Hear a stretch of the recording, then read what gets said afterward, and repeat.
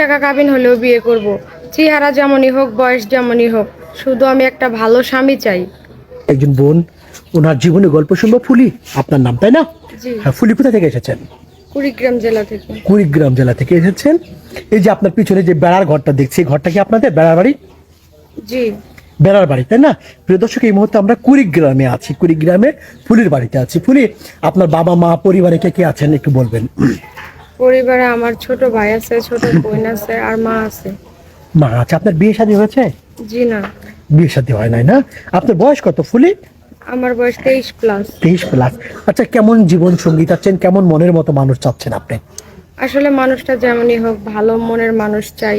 তার সাথে যদি আমি সারা জীবন সুখে শান্তিতে সংসার করতে পারি। এমন মানুষ চাচ্ছেন? জি। আচ্ছা, মানুষটার বয়স কেমন হবে, দেখতে কেমন হবে, উপরে সৌন্দর্য চাচ্ছেন না মনের সৌন্দর্য চাচ্ছেন?